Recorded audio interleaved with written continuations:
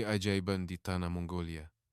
Bagaimana 3 anak Malaysia mengubah sejarah pertanian dalam 6 bulan. Seluruh dunia tergamam. Proyek yang gagal di Mongolia selama 40 tahun, Malaysia berjaya selesaikannya dalam masa setengah tahun sahaja. Rusia pernah cuba, China pernah cuba, Jepun pun pernah datang. Semuanya gagal di tanah padi yang mustahil ini. Dalam persekitaran salji beku 40 derajat Celcius, semua orang sebulat suara mengatakan bahwa padi tidak mungkin boleh hidup. Tetapi dengan hanya 3 orang penyelidik dari Institut Penyelidikan dan Kemajuan Pertanian Malaysia, MARDI, mereka telah menulis semula sejarah pertanian Mongolia. Hasil 52 tan metrik sehektar angka ini diumumkan, dan Menteri Pertanian Mongolia terus terduduk di atas pentas. Kami menunggu selama 40 tahun, kamu menyelesaikannya dalam setengah tahun. China menghantar 15 pakar, Rusia menghantar pasukan elit 8 orang, semuanya tewas. Apakah sihir yang digunakan oleh Malaysia sehingga membuatkan seluruh komuniti pertanian global terkejut? Kisah kehebatan teknologi luar biasa Malaysia bermula sekarang, 15 Februari 2025, Bilik Mesyuarat Ibu Pejabat MARDI, Serdang. Suasana tegang menyelubungi bilik mesyuarat. Ini adalah sesi kelulusan akhir untuk proyek bantuan padi Mongolia. Suara-suara bangkangan bergema kuat. Tanah di Mongolia mempunyai pH 8,5. Ia sangat beralkali. Padi hanya boleh hidup dalam pH sekitar 6,5. Macam mana kita nak tanam? Seru Dr. Kasim, seorang penyelidik veteran. Betul kata Dr. Kasim, tambah seorang lagi. Mongolia adalah tanah yang sangat sukar untuk padi. Tahap kesukarannya melampau. Purata hujan tahunan hanya 200 mm, sedangkan padi memerlukan sekurang-kurangnya 1000 mm. Data ini sahaja sudah menunjukkan kita akan gagal. Tapi saya takkan berputus asa. Suara Dr. Amir Hamzah, seorang penyelidik muda, memecah kesunyian. Varieti MARDI 65 kita berbeza. Ia pernah berjaya di barat laut Cina. Itu proyek skala kecil 10 tahun lalu, Amir. Kali ini kita berhadapan dengan 30 hektar. Jika gagal, ia akan menjadi bahan ketawa antara bangsa. Mesyuarat itu berlanjutan selama 3 jam. Undian diambil. 3 menyokong, 7 menentang. Proyek itu seolah-olah akan terkubur. Ketika itu, ketua pengarah yang dari tadi hanya mendiamkan diri, akhirnya bersuara, pada tahun 1960-an, apabila kita membawa masuk varieti 80 dari Israel, semua orang juga mengatakan padi tropika tidak mungkin boleh hidup di iklim subtropika.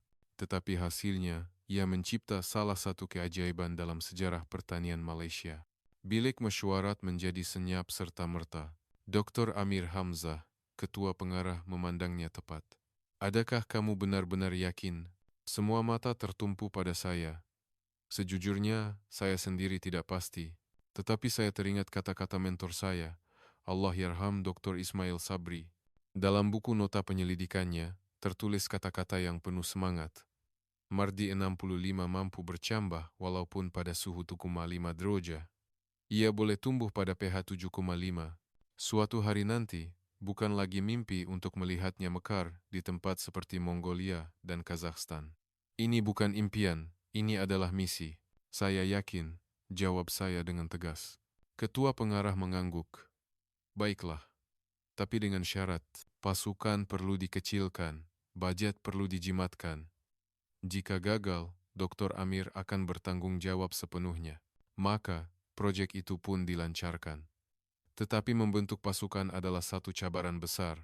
Tiada siapa yang mahu menyertainya, takut mempertaruhkan kerjaya mereka. Akhirnya, Dr. Hashim Bakar, seorang doktor veteran yang hanya tinggal 2 tahun sebelum bersara, mengangkat tangan. Anggaplah ini sebagai sumbangan terakhir saya. Saya pernah berkhidmat di Siberia, saya mahu menebus kegagalan lalu. Kemudian, Dr. Siti Aisyah, penyelidik termuda, turut serta. Kalau senior pergi, saya pun pergi. Mana lagi orang muda macam saya nak dapat peluang ini? 3 orang. Itulah seluruh pasukan kami. China menghantar 15 orang, Rusia 8 orang. Kami hanya 3 ekor anak kucing. Apabila kami mengkaji sejarah pertanian Mongolia, kami terkejut. Dari tahun 1983 hingga 2020, terdapat 7 percobaan penanaman padi berskala besar dan semuanya gagal. 1983, bantuan Soviet Union diperintahkan sendiri oleh Brezhnev. Mereka membawa varieti Siberia yang terbukti berjaya, tetapi kadar percambahan kurang daripada 10%. 3.000 hektar ditanam, tiada sebutir padi pun dituai. Dikatakan ketua saintis Soviet itu membunuh diri selepas pulang ke negaranya. 1995, gelombang kedua dari Cina. Mereka membawa varieti Heilongjiang Utara nomor 1. Pada mulanya nampak harapan dengan 40% percambahan, tetapi hujan batu pada bulan Jun memusnahkan segalanya. Proyek 5 tahun Cina berakhir dengan kegagalan. 2010, Jepun mencoba nasib. Gabungan University Hokkaido dan Kementerian Pertanian, Perhutanan dan Perikanan membawa varieti paling utara mereka, Kirara. Semuanya berjalan lancar sehingga awal Agustus, apabila suhu rendah abnormal, 2 derajat melanda. Ketua pasukan Jepun meninggalkan Mongolia dengan kata-kata, Mongolia adalah kubur bagi tanaman padi. 2020, Vietnam turut mencoba, berharap untuk menyesuaikan padi tropika. Sudah tentu, mereka gagal. Benihnya langsung tidak bercambah dengan normal. Melihat sejarah kegagalan ini, saya sebenarnya menjadi lebih yakin. Titik persamaan mereka semua ialah mereka terus membawa varieti dari negara asal tanpa mempertimbangkan penyesuaian tempatan. Kami berbeza. Mardi 65, sejak awal lagi, dicipta untuk persekitaran ekstrem. Ia adalah hasil kerja keras Dr. Ismail Sabri selama 30 tahun, satu varieti yang mampu bercambah pada Simadra Celcis dan mempunyai tempo matang yang sangat singkat, hanya 110 hari. Lebih penting lagi, kami tidak hanya membawa benih. Kami bermula dengan memulihkan tanah. 40 tan agen pemulihan tanah berasid khas buatan Malaysia telah disiapkan. Seminggu sebelum kami berlepas, seorang tetamu yang tidak dijangka datang melawat. Ia adalah balu Dr. Ismail Sabri. Arwah suami saya sering berkata, dia berharap Mardi 65 dapat berbunga di Mongolia, katanya sambil menghulurkan sebuah buku nota yang sudah kekuningan. Ia adalah jurnal penyelidikan Dr. Ismail. Selama 30 tahun, penuh dengan prosedur, operasi standar, SOP, untuk keadaan ekstrem. Untuk tanah pH 85, gunakan amonium sulfat sekian kilogram, tambah 50 kilogram serbuk sulfur sehektar. Biarkan matang selama sekurang-kurangnya 20 hari. Pada suhu 5 derajat Celcius, gunakan rendaman air suam bersama hormon pertumbuhan selama 48 jam. Sebelum bercambah, gunakan pengairan titis dan sungkupan untuk mengekalkan kelembapan 15%. Buku nota ini adalah senjata rahasia kami.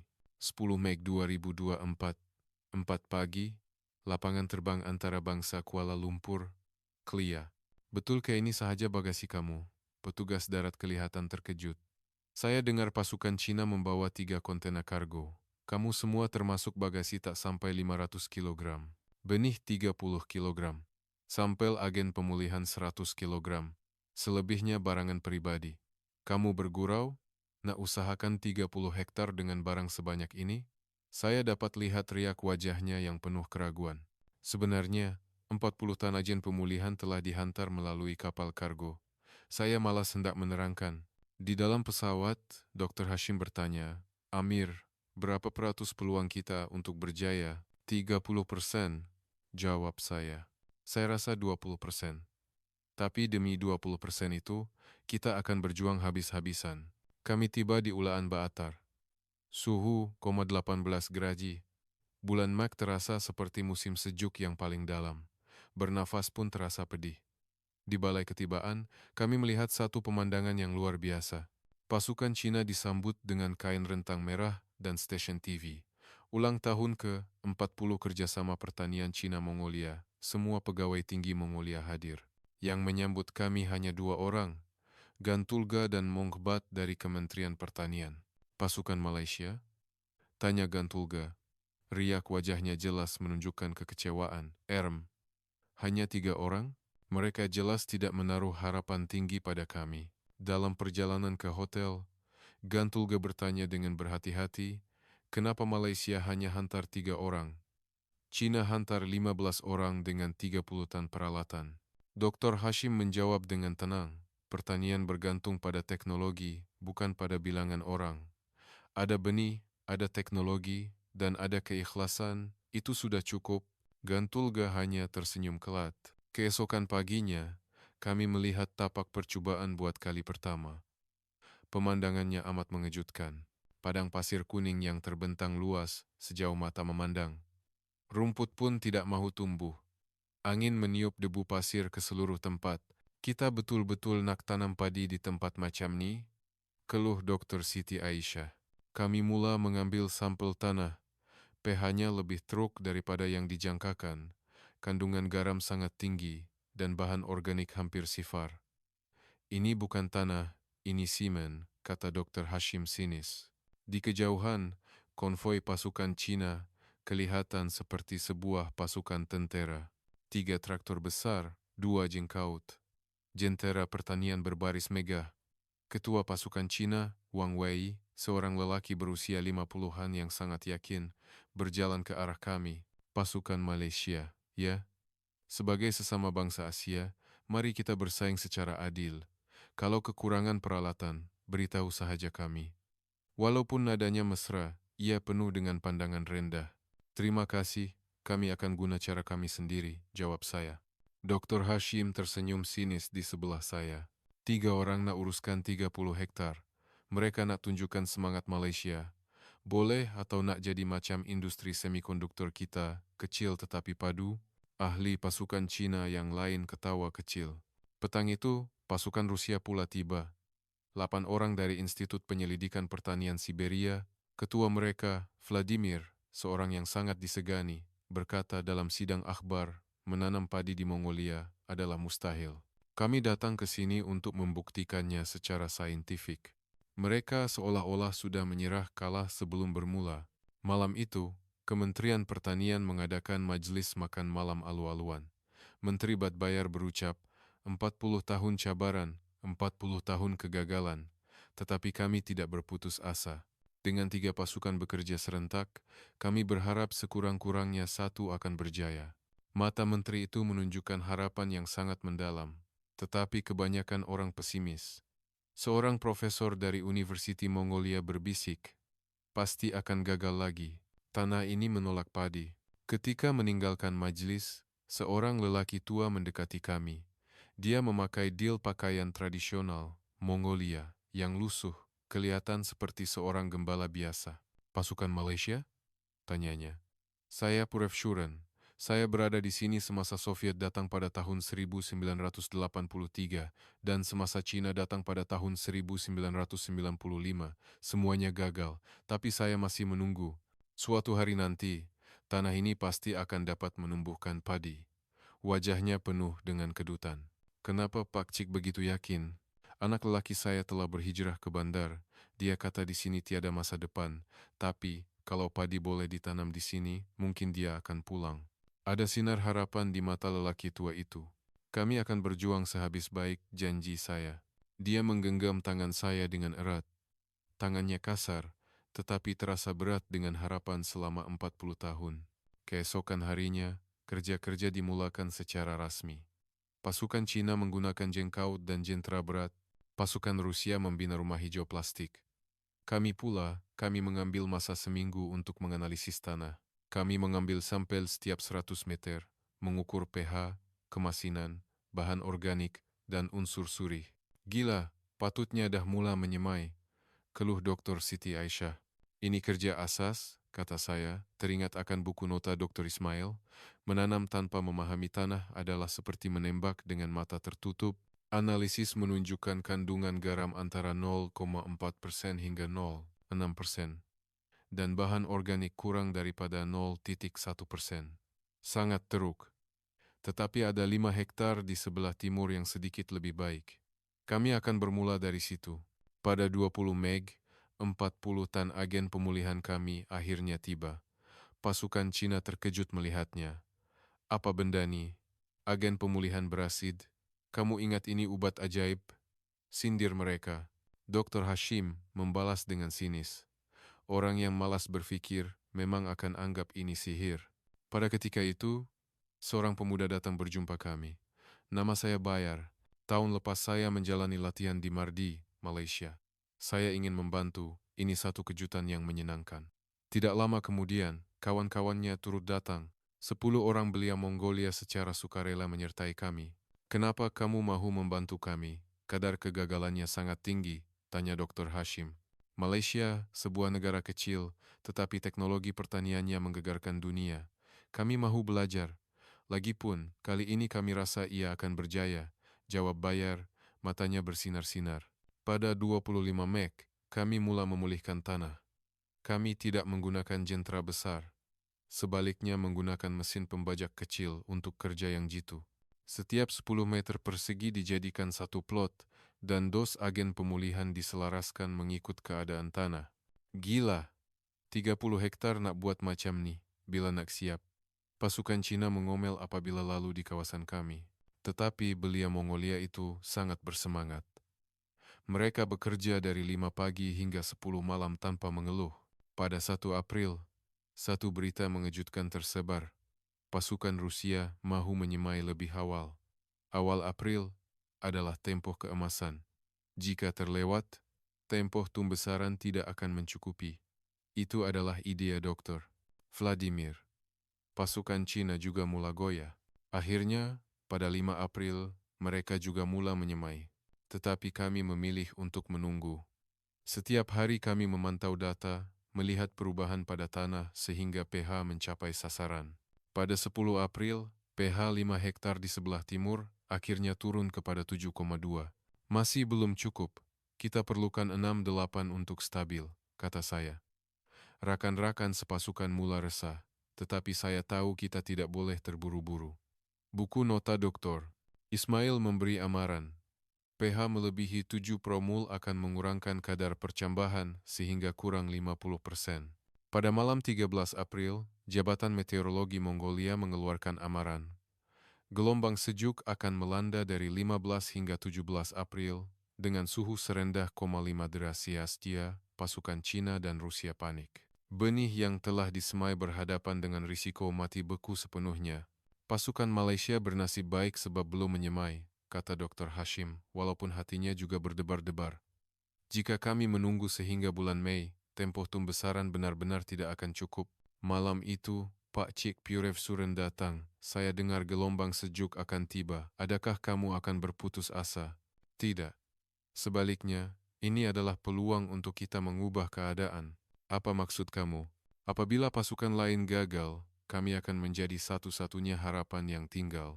Lelaki tua itu tersenyum. Sudah 40 tahun saya dengar macam-macam cakap besar. Tapi kali ini, saya rasa ada sesuatu yang berbeza. Pada subuh 15 April, suhu benar-benar turun ke 5 derajat Celcius. Jeritan kedengaran dari kawasan Cina. Anak benih mereka semuanya beku menjadi ais. Pasukan Rusia juga mengalami nasib yang sama. Melihat keadaan itu, kami membuat keputusan. 18 April, kami akan mula menyemai. Selepas gelombang sejuk berlalu adalah masa keemasan. Suhu tanah kembali meningkat, dan kelembapan juga sesuai. Hari yang ditunggu-tunggu tiba. 4 pagi, 18 April, kami akhirnya mula menyemai. Menyemai lewat macam ni, tak ada masalah ke? Bayar sangat risau. Pasukan Cina dah siap 2 minggu lalu, Rusia 17 hari lalu. Kadang-kadang, yang lambat itu lebih baik, kata Dr. Hashim dengan tenang. Tetapi dalam hati, kami semua gemetar. Musim panas di Mongolia sangat singkat. Kaedah penyemaian kami juga sangat istimewa. Kami tidak menabur benih secara terus. Sebaliknya, kami merendam benih dalam air suam selama 48 jam bersama hormon pertumbuhan kaedah percambahan ekstrem dari buku nota Dr. Ismail. Benih dah mula keluar akar kecil, jerit Dr. Siti Aisyah. Merawat anak benih terlebih dahulu boleh menjimatkan 5 hingga 7 hari pada musim panas. Belia Mongolia sangat kagum. Proses menyemai mengambil masa 3 hari. Kami siapkan 15 hektar tanah yang telah dipulihkan, selebihnya akan dibuat kemudian. tetapi seminggu kemudian tiada apa yang berlaku. Walaupun kawasan Cina rosak akibat frost, beberapa anak benih yang terselamat mula tumbuh. Kawasan kami masih kosong. Pada 26 April, delegasi pertama dari Kementerian Pertanian Mongolia datang melawat, diketuai oleh Timbalan Menteri Ganbatar. Pasukan Malaysia sedang buat tapak semayan? Tanya Timbalan Menteri itu apabila melihat katil semayan, sementara kami, ya, walaupun lambat sikit, tapi lebih stabil, jawab saya dengan yakin, walaupun hati saya risau. Bagaimana kalau proses merawat benih itu gagal? Pada 28 April, pasukan Cina datang mengejek. Dokter Amir, mau kami kongsikan sedikit benih? Masih sempat lagi. Dokter Hashim membalas dengan senyuman sinis. Terima kasih, tak perlu. Malam itu, kami bermesyuarat. Adakah kita terlalu tamak? Dokter Siti Aisyah sangat kecewa. Bagi masa 1 hari lagi. Kalau tak jadi juga, dokter, Hashim tidak dapat menghabiskan ayatnya. Malam itu saya tidak boleh tidur. Saya seorang diri pergi ke ladang, menyuluh tanah dengan lampu suluh. Tiba-tiba, saya ternampak sesuatu yang hijau berkilau. Saya melihat dengan teliti, ia adalah pucuk hijau kecil, bukan satu, tetapi penuh di atas tanah. Doktor, cepat datang sini. Saya berlari pulang ke asrama. Dah bercambah. Pada pagi 29 April, ia seperti satu letupan. Dalam satu malam, berpuluh ribu anak benih tumbuh serentak, seolah-olah seseorang telah menekan Swiss. Tetapi kegembiraan kami tidak lama. Bayar datang membawa berita buruk. Kadar percambahannya kurang daripada 20%. Ia seperti petir di siang hari. 20% bermakna kegagalan total. Kami tidak akan dapat menuai walaupun 1 tan sehektar. Apabila kami menggali anak benih yang mati untuk disiasat, kami lebih terkejut. Benih itu bercambah, tetapi mati sejurus selepas keluar dari tanah. Kenapa? Selepas sejam menyiasat, Dr. Siti Aisyah mendapati akarnya elok, tetapi batangnya reput, seolah-olah dipotong. Kerosakan akibat suhu rendah pada waktu malam. Diagnosis Dr. Hashim. Siang 5 gra, malam 2 gra. Perbezaan suhu siang dan malam yang melampau telah membunuhnya. Suasana menjadi sangat muram.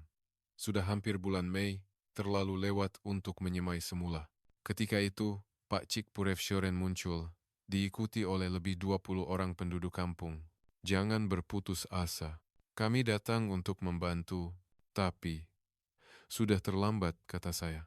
Kita boleh pindahkan anak benih dari tapak semayan. Cadang lelaki tua itu. Soviet pernah coba pada tahun 1983, tapi gagal, balas saya. Teknologi sekarang lebih baik. Tapi, 30 hektar, berapa ramai tenaga kerja yang kita perlukan. Kita tiada tapak semayan yang besar. Gudang saya seluas 300 meter persegi. Gudang jelai saya pun boleh guna. Garaj rumah saya pun boleh pinjam. Penduduk kampung berebut-rebut menawarkan tempat. Kenapa kamu semua sanggup menolong kami? Tanya Dr. Hashim. Lelaki tua itu menjawab, kami dah tunggu 40 tahun. Kalau gagal sekali lagi, kami akan benar-benar hilang harapan. Tapi kamu semua ada keikhlasan. Kami rasa kali ini akan berjaya. Pada 1 Mei, operasi tapak semayan kecemasan dimulakan. 5 buah gudang di kampung itu bertukar menjadi tapak semayan sementara. Kami memasang plastik untuk dijadikan rumah hijau, dan pada waktu malam kami menyalakan api untuk memanaskan tempat itu. Sangat primitif, tetapi berkesan. Benih baru direndam menggunakan kaidah selimut benih dari buku nota dokter. Ismail ia bukan sahaja memberi kehangatan, tetapi juga nutrien. Pasukan Cina melihat kami bermain dengan tanah dan mentertawakan kami. Dah abad ke-21, masih guna cara zaman batu. Ingatkan Malaysia cuma pandai buat semikonduktor. Pada 5 Mei, selimut benih itu menunjukkan hasil. Kadar percambahan 95%. Anak benihnya sangat sihat dan kuat. Dr. Siti Aisyah menangis kerana terharu. Tetapi cabaran besar baru bermula. Berpuluh ribu anak benih perlu dipindahkan ke ladang sebelum 15 Mei. Pada 8 Mei, panggilan telepon datang dari Malaysia. Media melaporkan kami telah gagal. Jabatan Perhubungan Awam Mardi panik. Rupa-rupanya pasukan Cina telah menyebarkan berita bahwa kadar percambahan kami hanya 20%. Media Cina mengejek Malaysia, mengatakan kami telah memalukan negara dan membazirkan bajet. Suara-suara yang menggesa kami untuk menarik diri semakin kuat, malah dari dalam Malaysia sendiri. Beri kami seminggu lagi. Kami pasti akan mengubah keadaan. Saya meletakkan telepon. Wajah rakan-rakan sepasukan saya muram. Sekarang kita ada satu lagi sebab untuk tidak gagal. Kita perlu menjaga maruah Malaysia, kata Dr. Hashim sambil tersenyum pahit. 3 pagi, 10 Mei. Operasi menanam anak padi dimulakan. Menanam 15 hektar dalam masa 3 hari adalah mustahil. Mesin pun mengambil masa seminggu. Kami hanya menggunakan tangan. Tetapi satu keajaiban berlaku. Pada pukul 4 pagi, lebih 100 orang muncul di ladang. Seluruh kampung jiran datang untuk membantu. Tua dan muda, kenapa kamu semua begitu menyokong kami? Saya bertanya kepada seorang makcik. Kami juga perlukan harapan. Hati kami sudah sakit dengan kegagalan selama 40 tahun. Tolonglah, kali ini mesti berjaya. Mereka bekerja dengan sangat sistematik. 10 orang dalam satu barisan, 10 barisan bergerak serentak. Tetapi apabila mereka melihat cara kami menanam, mereka semua terkejut. Kenapa jaraknya 25 cm, biasanya 10 hingga 15 cm sahaja? Di Mongolia, matahari bersinar 18 jam sehari. Jarak yang luas membolehkan setiap pokok mendapat cahaya yang cukup. Satu rumpun boleh menghasilkan lebih banyak tangkai. Kenapa satu lubang tanam 4 anak benih? Untuk membentuk rumpun yang lebih padat dan tahan sejuk. Ini adalah kaedah penanaman kutub Dr. Ismail. Pada 11 Mei, hari kedua, krisis melanda. Air tidak mencukupi. Dr. Hashim mendapati udara yang sangat kering telah menyerap kelembapan tanah, menyiram sekali sehari pasti akan mati. Kita perlukan 3 kali. Timbalan menteri menggelengkan kepala. Bekalan air tidak cukup untuk dibahagikan. Tiba-tiba saya mendapat ide. Sistem pengairan titis botol plastik. Peralatan apa itu? Kami menebuk lubang pada penutup botol, mengisinya dengan air, dan menanamnya secara terbalik di sebelah anak padi. Air akan menitis perlahan-lahan, mata bayar bersinar. Botol plastik di sini ada banyak. Sejak hari itu, seluruh kampung mengumpul botol plastik. Kanak-kanak pun turut serta. Dalam seminggu, kami mengumpul 15.000 botol. Ia dipasang di sebelah setiap rumpun padi, memastikan bekalan air 24 jam yang stabil. Sangat primitif, tetapi sangat berkesan. Pada 15 Mei, keadaan mula berubah. Kawasan Cina yang rosak akibat frost dan disemai semula hanya mencapai kadar percambahan 40%. Kawasan Rusia lebih teruk. Mereka diserang penyakit padi Siberia dan serangga perosak yang belum pernah dilihat di Mongolia. Peralatan yang mereka bawa rupa-rupanya turut membawa serangga perosak. Vladimir panik. Pada 20 Mei, kami menggunakan senjata rahasia kami. Baja mikrob yang diterbangkan khas dari Malaysia, teknologi hitam Mardi selama 10 tahun. Apa ini? Bayar ingin tahu. Ia menghangatkan tanah dan menguatkan akar. Satu pek dicairkan dan disiram pada akar. Anak benih yang layu kembali segar dan tumbuh dengan sangat cepat. Pagi 25 Mei, Dr. Siti Aisyah menjerit teruja. Ia tumbuh 5 cm dalam satu hari. Dalam 2 minggu, kita telah mengejar pasukan Cina. Dr. Hashim datang melihat dan tergamam. Baru pertengahan Mei. Kenapa ia tumbuh begitu subur? Rahasianya adalah gabungan sempurna. Varieti Mardi 65 yang cepat matang. Baja mikrob yang menghangatkan tanah. Botol plastik yang menstabilkan air, dan 18 jam cahaya matahari. Pada 1 Jun, lawatan kedua dari Kementerian Pertanian. Menteri sendiri datang. Apabila melihat kawasan kami, dia terdiam. Ini betul-betul ditanam pada pertengahan Mei, ditanam lebih lewat daripada Cina, tetapi tumbuh lebih cepat, matanya bersinar dengan harapan. Pada 5 Jun, Rusia mengumumkan penarikan diri. Mongolia tidak sesuai untuk padi. Kami menarik diri. 8 orang dan peralatan canggih, mereka pulang dengan tangan kosong.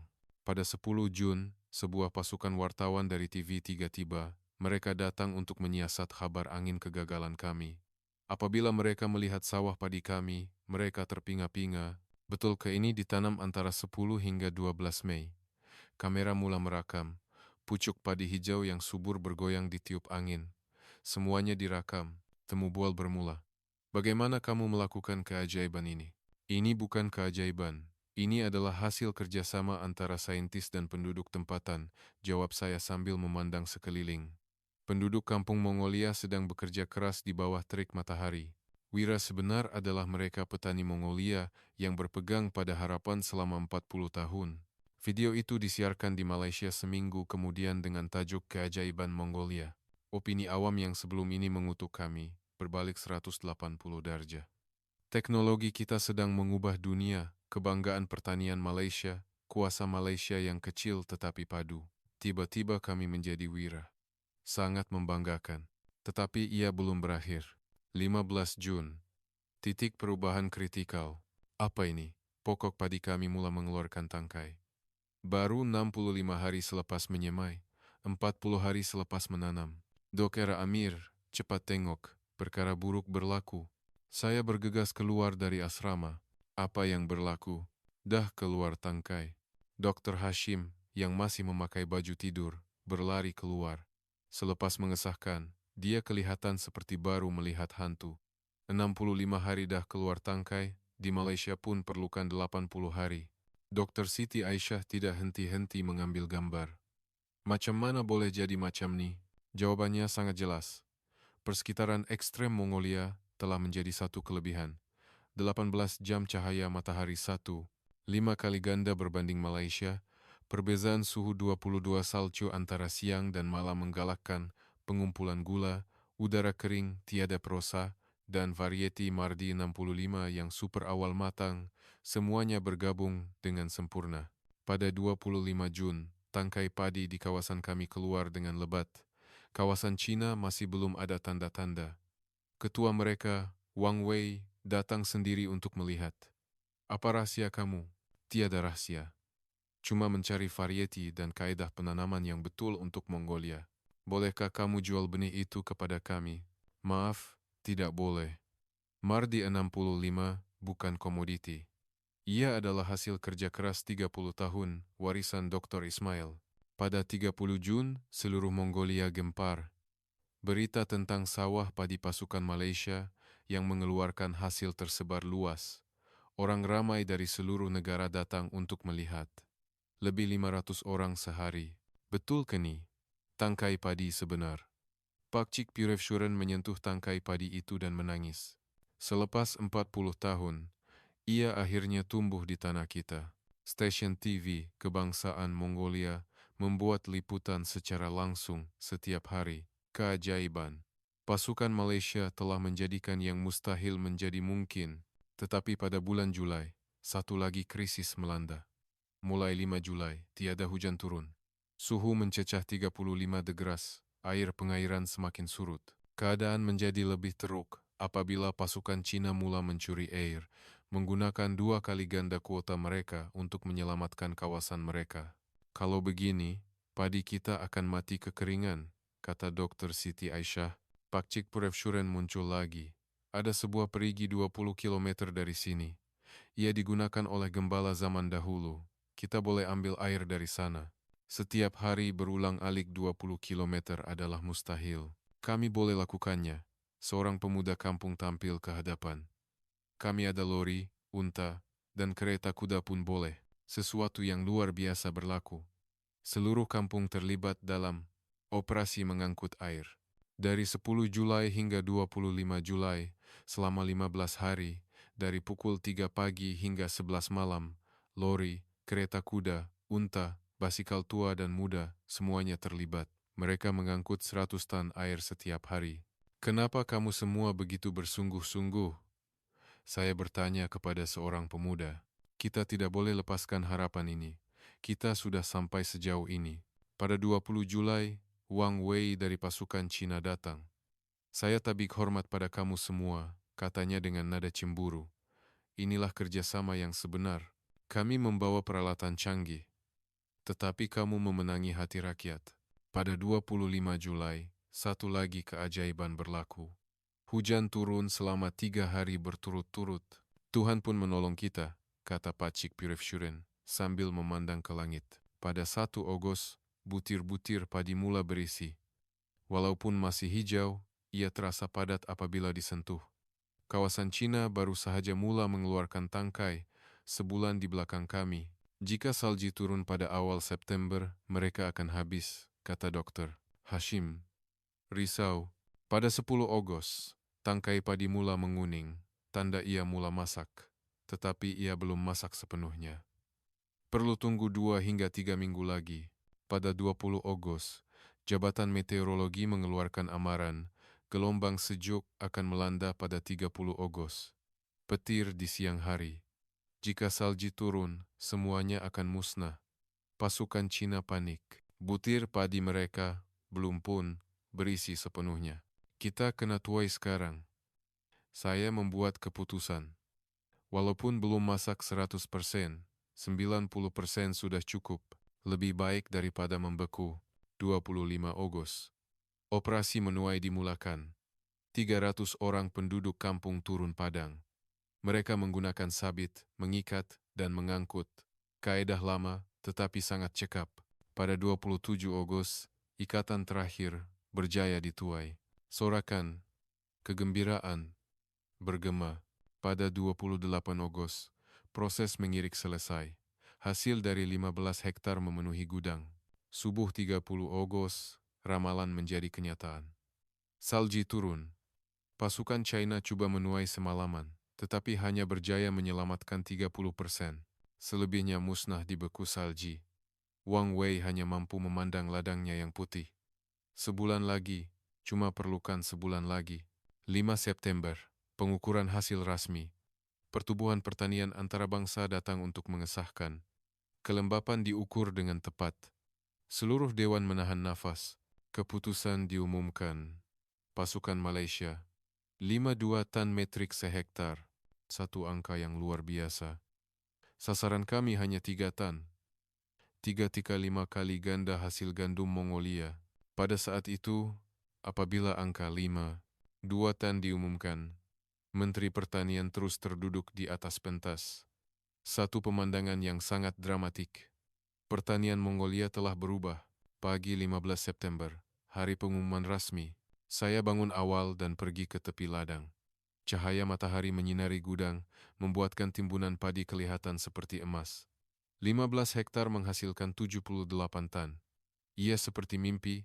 Pukul 10 pagi, majelis pengumuman hasil bermula. Seluruh negara seolah-olah hadir, menteri, ahli parlemen, cendekiawan, dan petani biasa. Lebih 1.000 orang. Kedutaan Cina menghantar delegasi, pakar Rusia juga ada. Timbalan menteri dari Kazakhstan dan Uzbekistan turut hadir. Di atas pentas, sebuah skrin gergasi akan memaparkan hasil setiap pasukan secara langsung. 10:30 pagi, pengadil utama naik ke pentas. Sekarang, saya akan mengumumkan keputusan rasmi. Seluruh dewan senyap, pasukan Rusia. Disebabkan serangan perusak, hasil tuaian adalah sifar. Pasukan Cina. Dari 30% kawasan yang berjaya dituai, hasilnya ialah 1 tan sehektar. Selebihnya musnah akibat frost. Wang Wei menundukkan kepala. 15 orang, peralatan canggih, masih gagal. Akhir sekali, pasukan Malaysia. Jantung saya berdegup kencang. Walaupun sudah tahu angkanya, pengumuman rasmi terasa berbeza. Hasil sehektar, 52 tan metrik. Selepas senyap seketika, dewan itu meletus dengan sorakan gemuruh.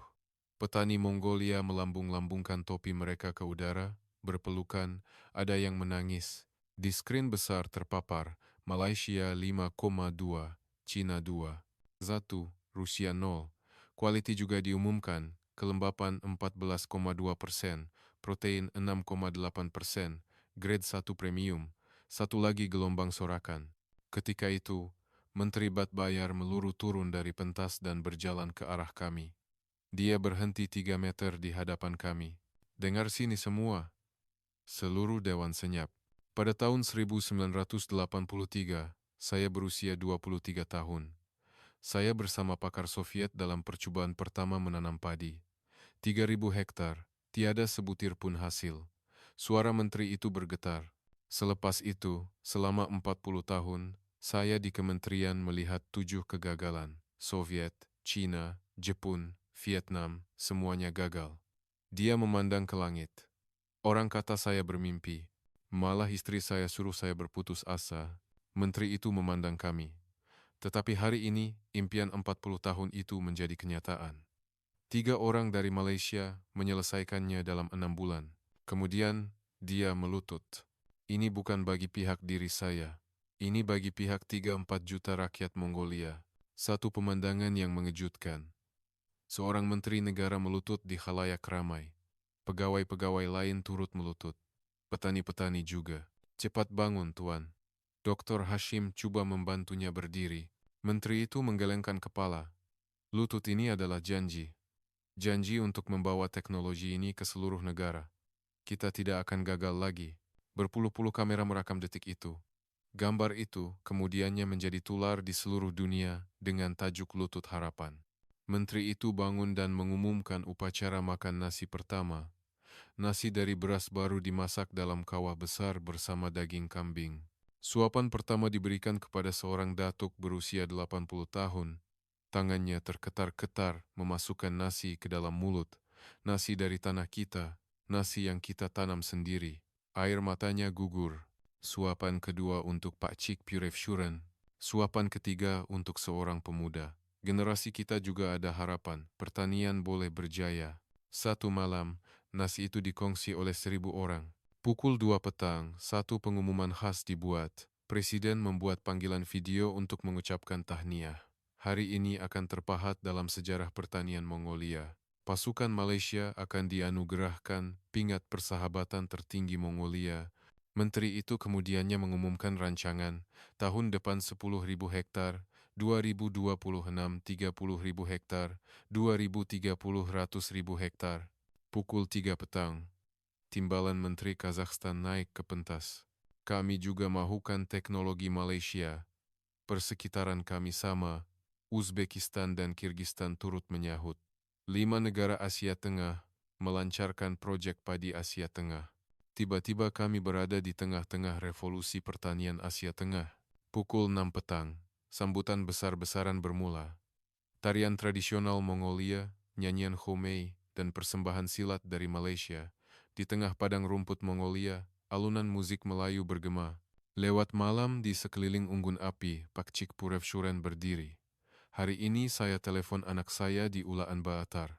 Saya suruh dia pulang, kita sudah boleh tanam padi. Dia kata dia akan pulang musim bunga depan untuk bertani bersama saya. Suaranya bergetar. Selepas 10 tahun, keluarganya akan bersatu semula. Pukul 11 malam, Wang Wei dari pasukan Cina datang menghampiri saya. Tahniah, Dr. Amir. Saya mengaku kalah. Teknologi itu penting, tetapi yang lebih hebat ialah penyesuaian tempatan dan kerjasama. Cina juga ingin belajar. Bolehkah kamu berkongsi benih Mardi 65? Saya akan sampaikan kepada kerajaan saya. Jawab saya sambil berjabat tangan dengannya.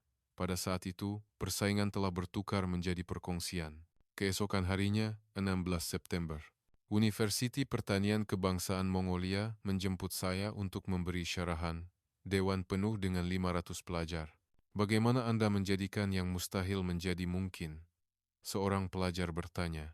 Ia bukan mustahil, cuma kita belum jumpa jalannya. Ada 3 perkara. Pertama, penyesuaian kepada persekitaran.